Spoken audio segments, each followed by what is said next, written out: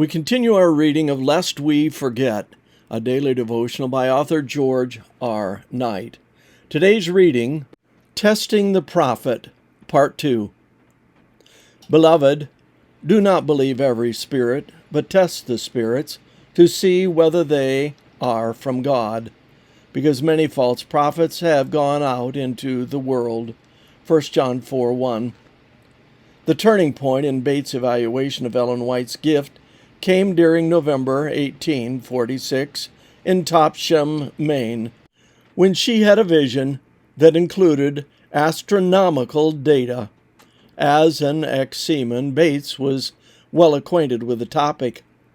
He later told J.N. Loughborough of his experience in Topsham, quote, "One evening in the presence of Brother Bates, who, as yet, was an unbeliever in the visions," Loughborough reports, "Sister White had a vision in which she soon began to talk about the stars. She gave a glowing description of the rosy-tinted belts which she saw across the surface of some planets, and then added, 'I see 4 moons.' 'Oh,' said Brother Bates, 'she's viewing Jupiter.' She went on to describe several other astronomical phenomena. After Ellen White came out of vision, Bates asked her if she had ever studied astronomy. 'I told him,' she recalled, 'that I had no recollection of ever looking into astronomy.' Second Spiritual Gifts, page 83. James White was of the same opinion regarding her total lack of knowledge on the topic. 'It is well known,' he wrote in describing the Topsham vision in early 1847, that she knew nothing of astronomy and could not answer one question in relation to the planets before she had this vision. The evidence had been enough for the skeptical Bates. From that point on, he firmly believed that she had a divine gift.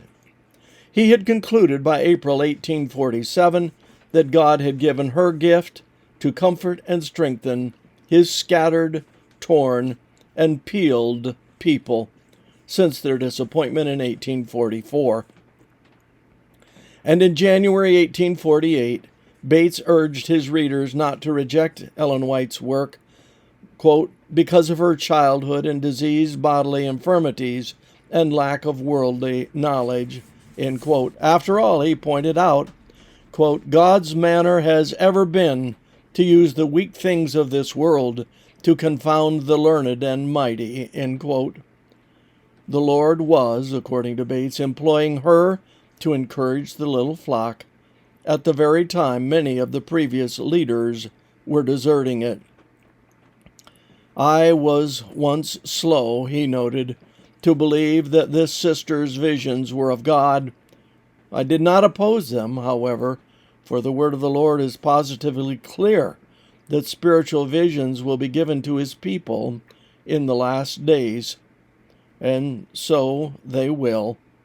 Our task is not to despise, but to test. May God help us with that assignment." And this concludes our reading today of Lest We Forget.